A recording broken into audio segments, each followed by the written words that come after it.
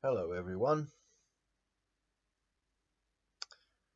If any of you has ever wondered what this big mark is behind me,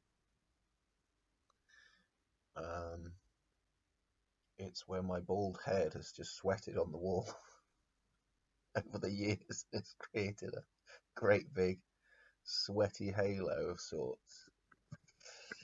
Uh, I don't know what I'm going to say in this video or if I'll even post it, but I'm going through a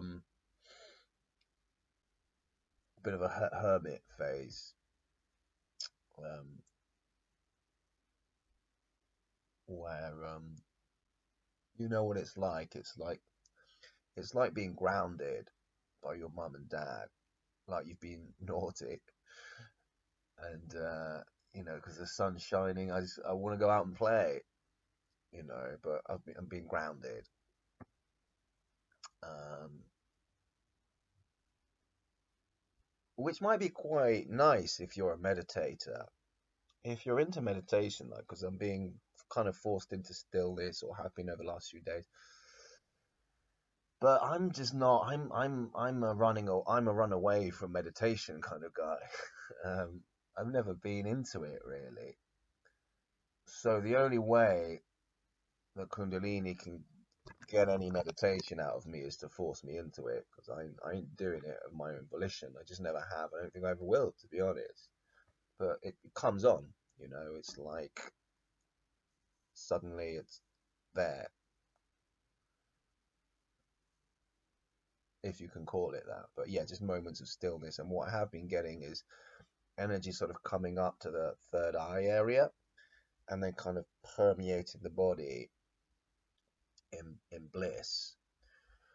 I really hesitate to use that word because it just feels good. It's not the bliss that people are talking about. I think it's the same energy, but it's like a mini version of that. It's like you get a taste of what people mean by bliss. It goes up and it gets to here, and then it sort of seems to surround the body, and then you just kind of sink a little bit. And it just feels good. It feels good.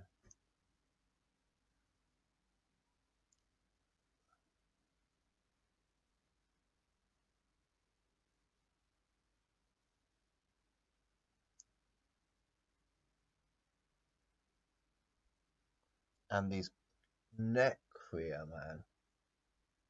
Oh, ruthless and ongoing.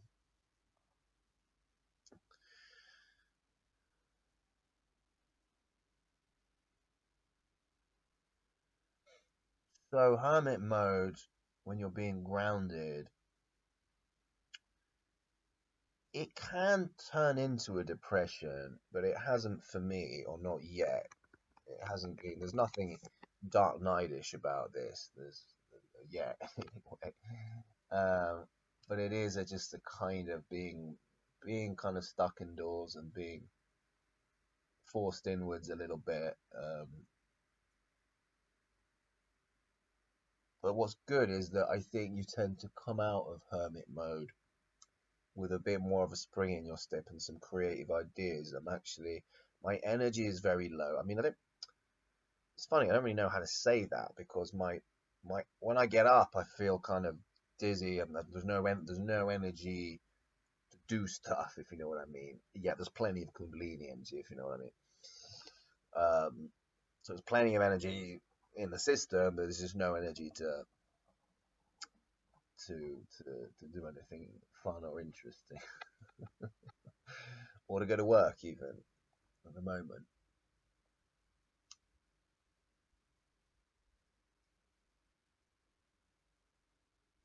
Um, and I can kind of see how these hermit phases can kind of turn into depressions, but for me, it maintains a kind of quality of just needing to deep rest, the body just needing deep rest in order to accommodate, I guess, what's happening energetically.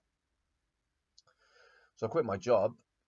Well, I haven't quit yet, but I'm handing in my notice, so I'll be out of there in a month. And I think that might have been at the root of all my tonsil problems.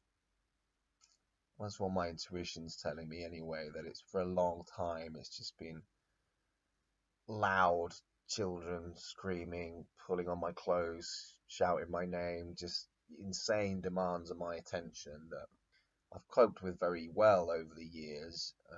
I'm very popular with the kids because I'm not only zen, but also fun loving and silly. And so there's lots of reasons, more than one reason why they kind of gravitate towards me. And it's beautiful, and there's a beautiful reciprocated flow of love. And it's, I'll miss them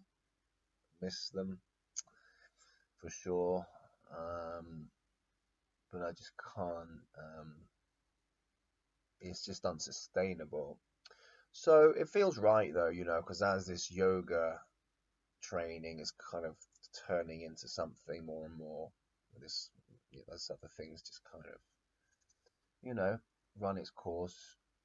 But it's been a big part of my life, and I feel a bit emotional about leaving.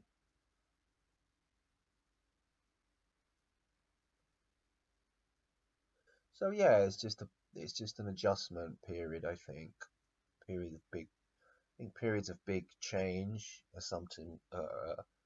I think hermit mode is sometimes a prelude to big change.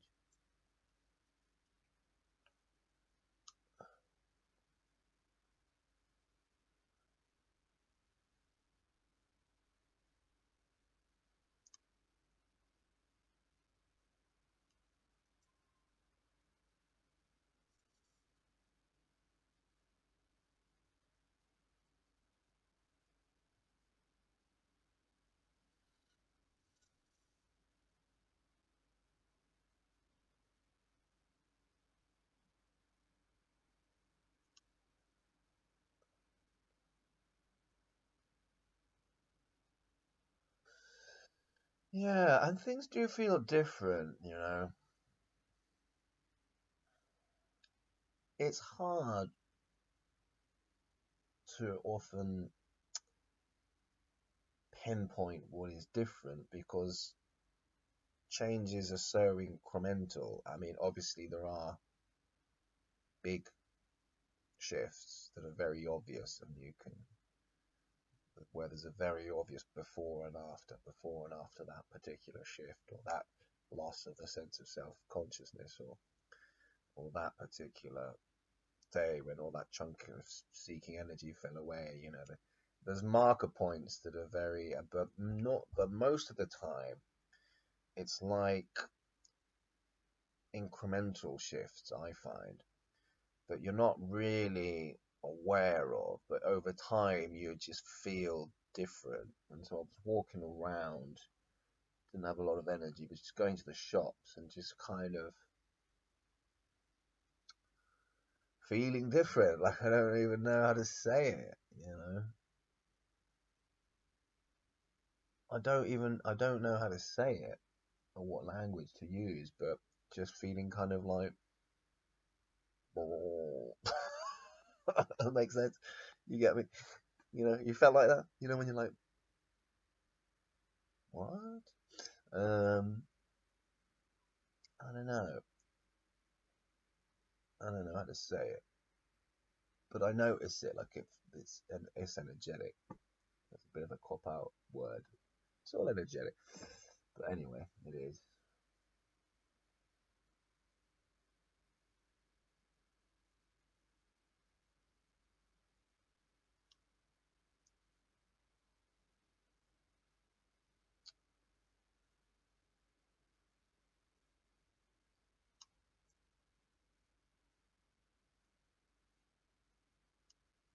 Because I'm an actor and I've been trained to get people's attention, I always feel weird just leaving blank space like this without saying anything for a while. However, having watched a large amount of non-duality speakers online, I've learned that it's perfectly acceptable to leave people hanging, so no guilt anymore.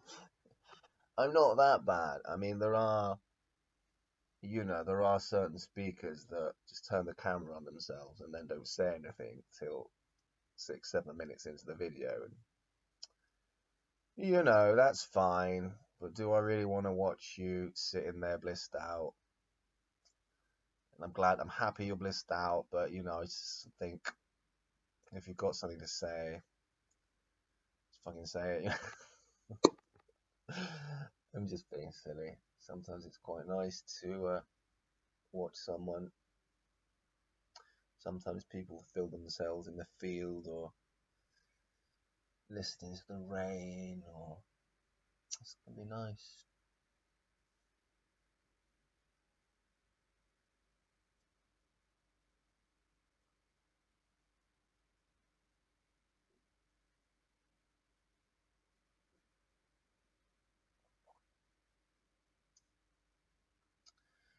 Yeah, what's good about Hermit Mode,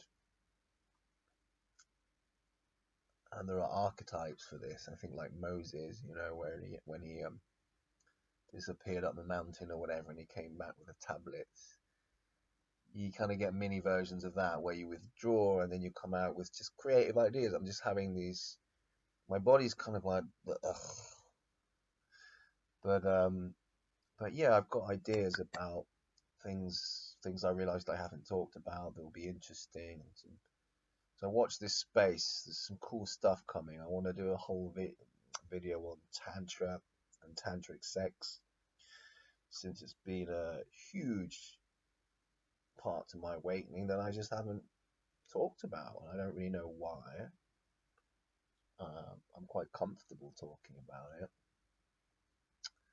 Maybe I wasn't ready. I don't know, but it's funny how when I had my Kundalini awakening, it was like this perfect storm, this perfect soup of non-duality, yoga, psychedelics, and tantra is just one of the things I haven't touched on, but it was one of the more, if not the most prominent thing that was ingredient to that soup.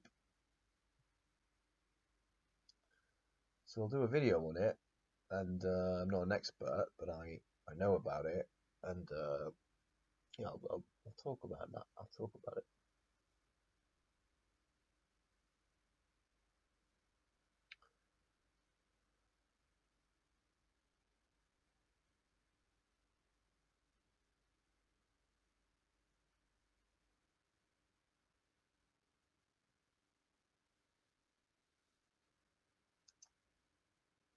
And every time I go into hermit mode and I go very still, I always just think, this is it, man. I'm dying. Here we go. I've watched too much of Suzanne Chang in those graveyard videos. Why did I get attracted to all this stuff? I don't want to die. Um,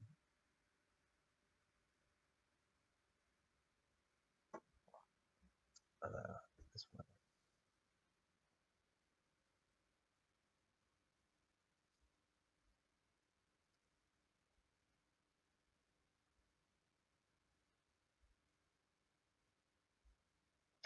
funny how different speakers emphasize different qualities, uh, different aspects of awakening. Like Suzanne Chang is very much in the death category, just talks about death, the graveyard videos, and when I died and how I died, and I died, and it's death, and it's doom, and it's gloomy, and it's. And then other speakers are just more, oh, it's bliss, and it's cosmic, and it's great, and it's powerful, and it's magic. So you're like, which one? Which one? Is it good or bad? I think I'll go for the bliss, the magic. Thank you very much, Suzanne. Thanks for your input. No, I love Suzanne. Uh,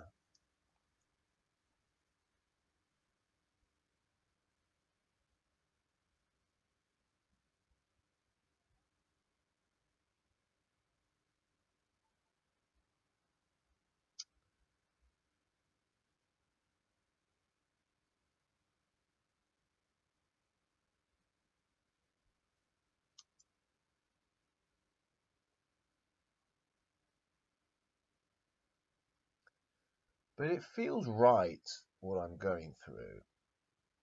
It feels absolutely on point and synchronistic and feel like totally guided and supported and all these things.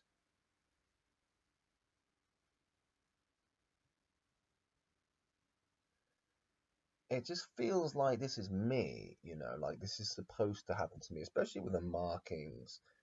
Like it couldn't feel more.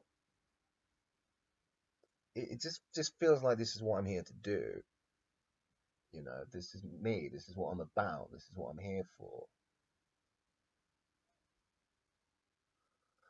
And as far out as Kundalini is, as shamanic, as psychedelic, as fucking like what? I mean, I still pinch myself, at least once a week. Like, sorry, what? This is still happening? I'm not, this wasn't a dream. You know what I mean? There's still a sense that I might wake up and it's going to be 3 years earlier. And I'm just going to go, I had a dream about snakes and spines. Oh, that was crazy. And I'm just going to be wherever the fuck I was 3 years ago, just doing that. But as insane as it is, it does feel right. And it actually makes more sense than my previous life prior to Kundalini. Because I couldn't get anywhere. And now I know it. I kind of realized that I was meant to fail at everything in order for this to happen. Of course I couldn't get anywhere with my acting career. Like I just kept ending up in weird places. Like I speak 3 languages. I've got all these skills. I've got talents, but I would end up just washing dishes and wiping wine glasses and looking around, being just like a fish out of water and just sticking out like a sore thumb among people that I had nothing in common with. Just going, how did I get here? Like, why is nothing working out for me? Like, I don't feel right anywhere. I'm not getting anywhere. And now that makes sense. It's like, of course I wasn't getting anywhere. I was supposed to fail at everything. And failing as an actor really surprised me. Because I'm good. Like, I'm really good. But I couldn't work out the getting an agent and getting, like, just could never get my shit together. I could never get my shit together in any endeavor, in anything, anywhere, at any time. But I had a lot of fun. I had cool experiences, and I did have great theatre jobs and stuff. But it was like everything was doomed to fail from the offset, and needed to fail entirely, even in order for me to um, be prepared and be ready to go through something like this. That's the way I look at it now.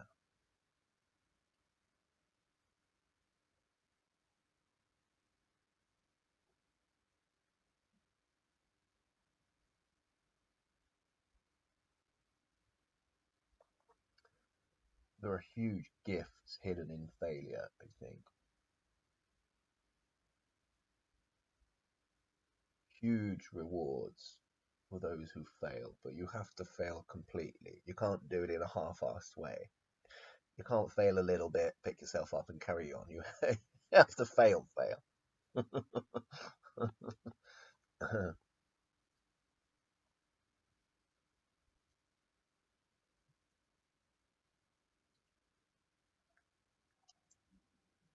And such poetry comes from failure, you know, beauty.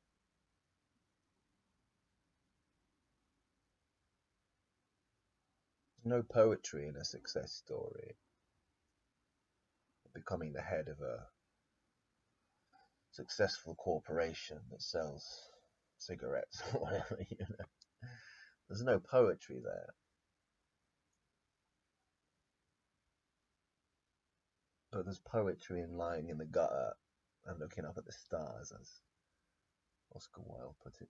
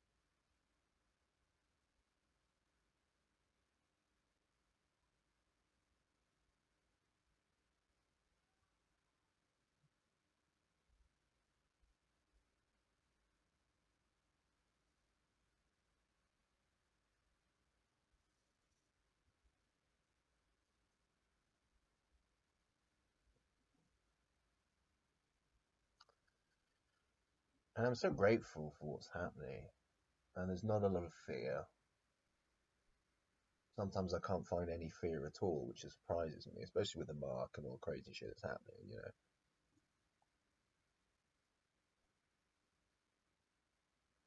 And Kundalini just feels very surgical sometimes, like it just took the fear away, like it's cut it out and removed it surgically, like because I can't really understand why I'm not freaking out about these things.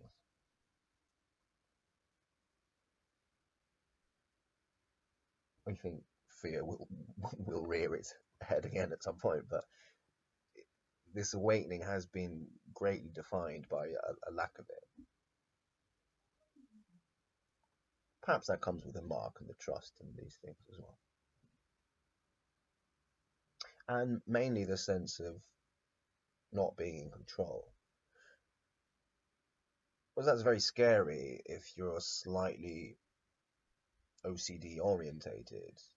You know, the lack of control is like that's terrifying for someone who is obsessive compulsive, who feels like they need to be in control. But for me, the lack of control is a relief. Oh, thank God, um, yeah. I once saw this meme pop up on my social media, and I shared it, and a few people. It's funny how people react. Some people laughed, some people just didn't get it, and some people put the heart symbol. But it just said, "Don't worry because nothing is in your control," which is such a great twist on what you would expect, which is don't worry, you're in control. Don't worry, you've got this. Don't worry, everything's in your control. But I loved that. Don't worry, nothing's in your control, so don't worry.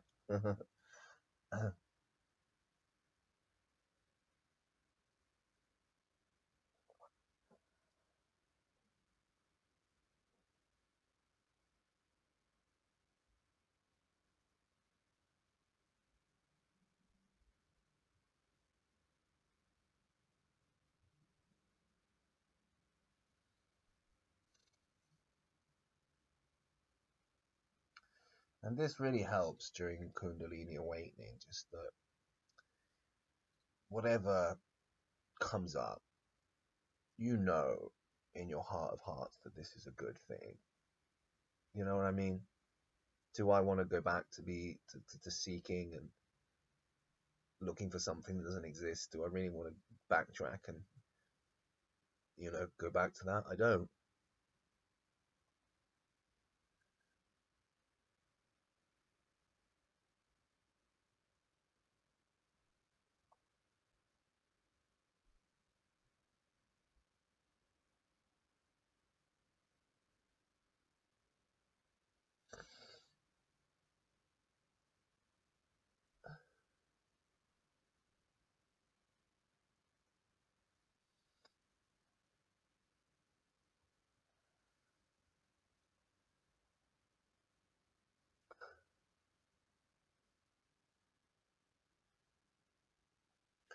So you cry a lot during these phases.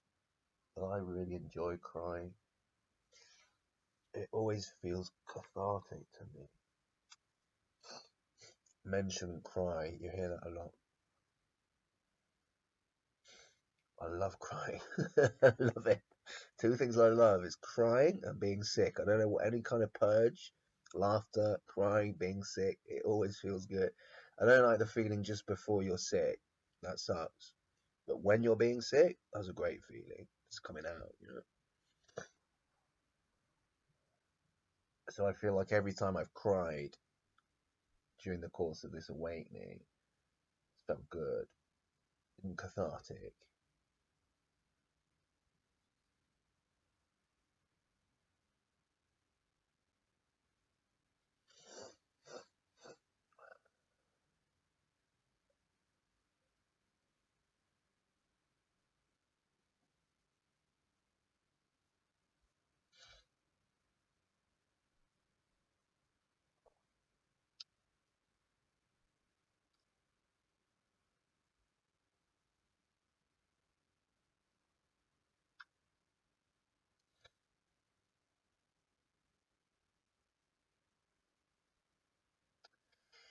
It's so interesting as well how different people's awakenings are, and that's a point that I really think I just want to hammer in a lot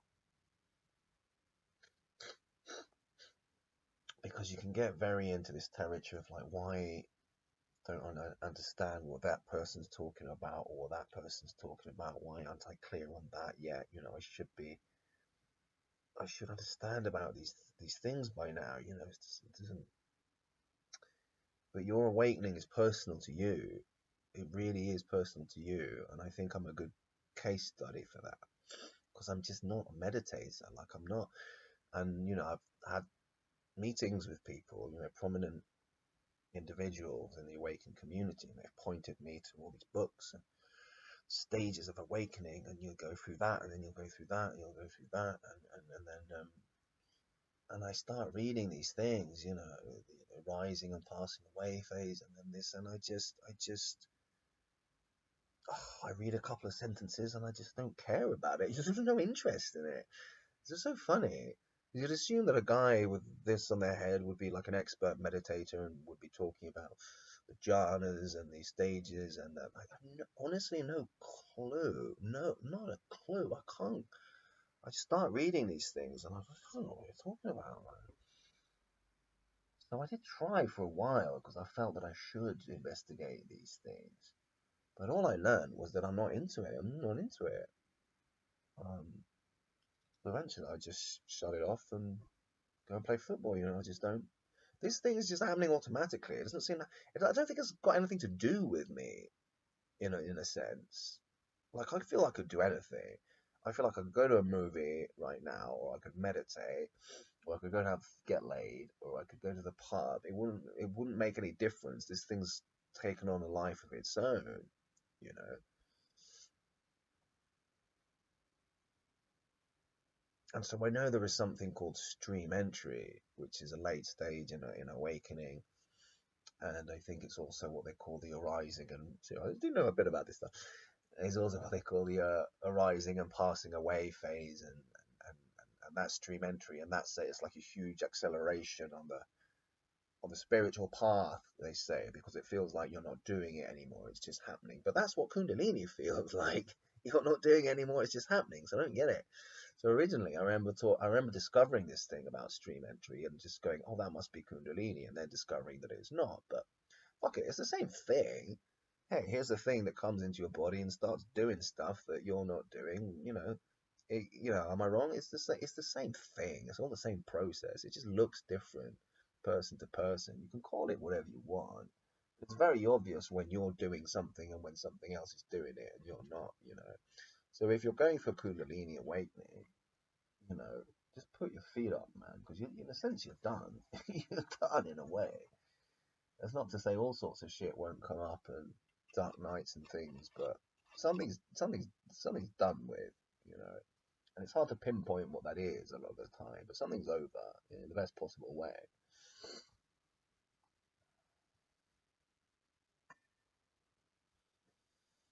It's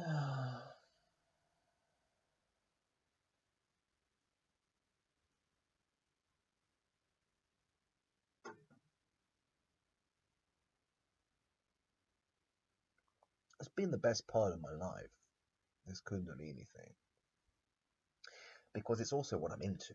You know, I'm a psychedelic guy, and I'm a sucker for novelty in whatever shape or form it arises.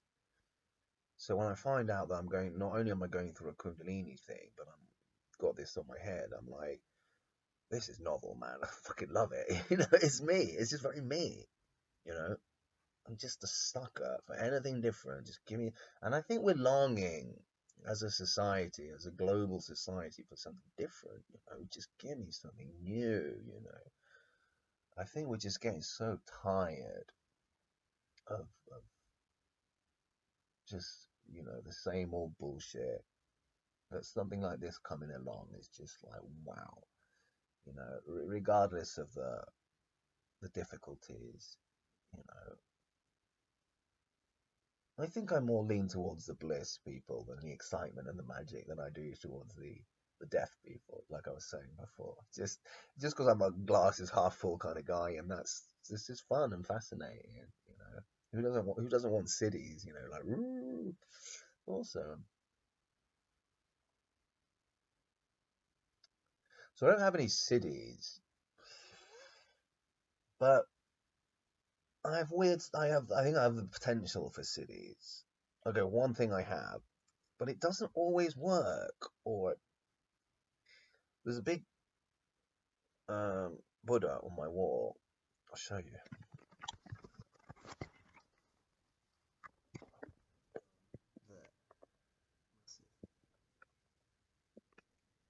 Um, I just like looking at it, and I like looking at the chakra system, and it's just good to have. And sometimes I'll just say to it, "What? Which chakra is functioning best right now, and which one needs work?" And I'll point my hand, and very clearly, it sometimes will just point. It will just land on a different chakra. So I feel like I'm communicating with this intelligence when I do this. Excuse me. So that feels kind of city-ish, kind of like magical. But sometimes it's ambiguous, and I doubt myself, and sometimes I'm not sure. But anyway, and then I have this other thing where um,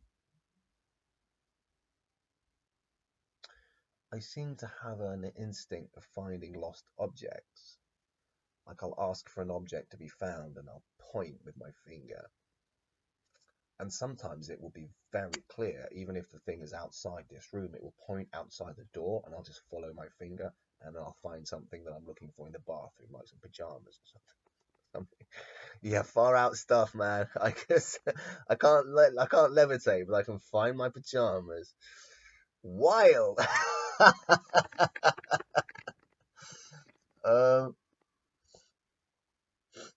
but these things take time. I think it feels like something that's like a potential that I could work on. Because sometimes it works really well, and sometimes I just spin in a circle with my finger pointing out and not going anywhere. It's bizarre. It's very bizarre.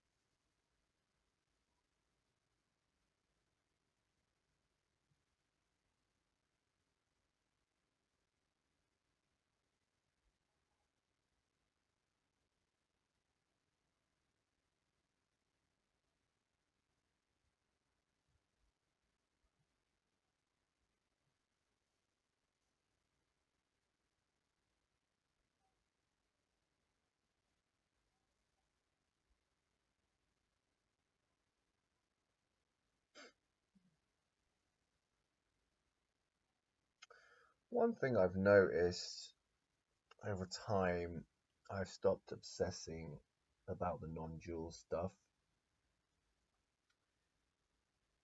I just thought about it the other day and I realized, oh, I'm no longer really that bothered about that. Um, but one thing I'll mention, because this has been my experience, and it's not a huge thing, but it's worth mentioning. Um, the radical version of non-duality really, what it did for me, because I don't understand it, I'm not 100% on board, but I'm 50% on board in the sense that what it clarified in myself was that the seeking energy was causing the suffering. That's what I heard, and that's what I learned, and what changed was that a huge chunk of that seeking energy was then it kind of effervesced, and that was seemed to be connected to my stomach. Maybe it's got something to do. I'm looking at the chakras, something to do with the solar plexus chakra. I don't know, but there was this feeling like this not in the stomach that was connected to the seeking and the sense of need and needing to find something. And so listening to those guys made it evident, clarified that that's the case, that the seeking is the suffering. And that became very evident because there was so much seeking, but it was so out of proportion that it didn't make sense. It's like, what are you possibly going to find that is going to fill such a sense of lack, such a huge sense of lack? You know, what could you possibly put in there that is going to satisfy this monster? You know, nothing is. It's just it just wants to keep eating and eating and eating. And you can give it experiences and you can feed it women and cakes and careers, and it's just going to munch its way through it and then want something else. And this was just becoming so obvious. And seeing that doesn't necessarily I mean, that is a huge, that's an awakening in itself, I think. Just noticing that, that's incredibly uncomfortable way to live. That is, I would say that's stage one of awakening. It's like, oh, yeah. But then that energy is going to keep playing out, and all you can do is notice it for a while, and then it kind of starts to burn up and effervesce as you become aware of it. Because I think what happens is most people aren't aware of it. They just live like that, and it's so socially accepted to live like that, and the whole of society seems to be promoting that as being, you know, a good way to go about things. You know, everything just kind of keeps you in fear and in lack, and you know, and yeah, you know what I'm talking about. Anyway, you probably become very aware of that. So that's what happened. I became very aware of that, and a huge chunk of that just gone. But I never understood the second half of the message, the stuff about no self. Some of it was clear because I had this huge loss of self consciousness around that same time, but it was never really, the everything and nothing. That's still not clear what that is, and yeah, when right. So when you talk and they say, or you're just telling a story, that's still not clear. The stories feel perfectly relevant to me, what I did yesterday, what I'm going to do tomorrow. It feels perfectly linear and relevant, and I have no problem with that.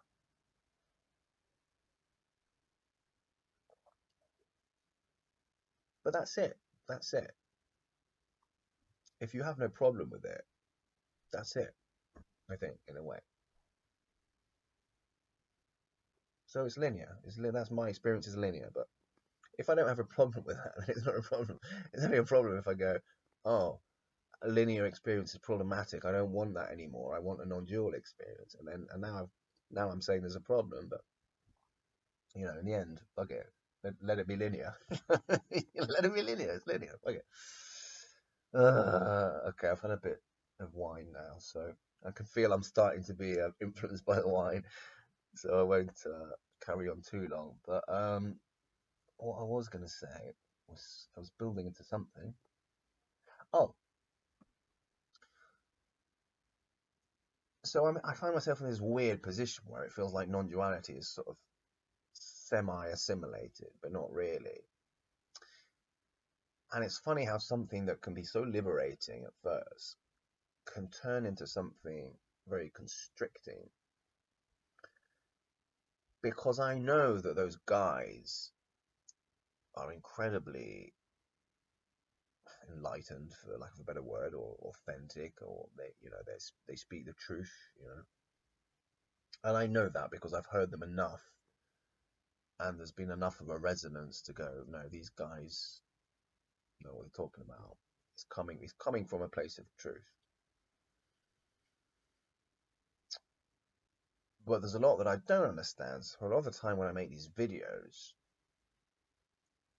I start to feel like I'm telling stories, and those stories aren't real, but only because that's what I've been told by the holders, the keepers of the truth.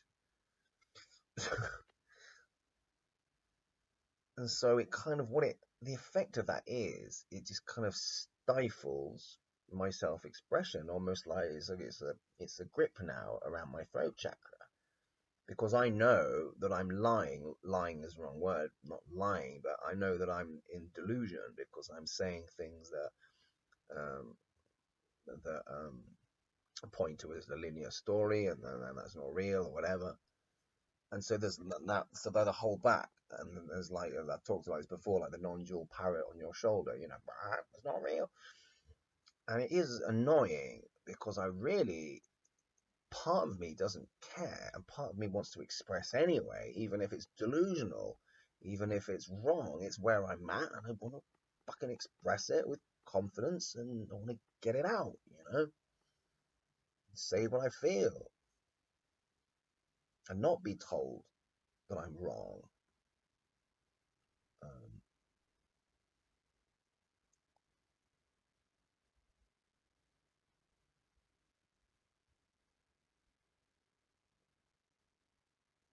and I don't need to be told that I'm right, but it's nice to have the space to express yourself. And I think with a lot of those guys, if you go to those meetings, I don't feel comfortable expressing myself because I feel like I'm going to get shut down.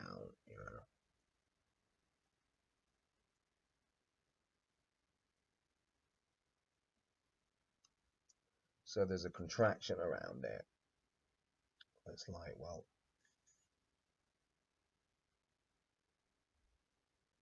do you have to wait? Do you have to wait to see do you have to wait for non-duality in order to uncontract? Can you just fucking uncontract? I think that's what I'm trying to say. Can you actually just go, fuck it, this is where I'm at, and just be confident and not contracted? Or do I have to wait until I very clearly see this thing and then uncontract? Does that make sense? I'm not sure. I might have lost the thread a bit there at the end. Anyway, I'll leave it there.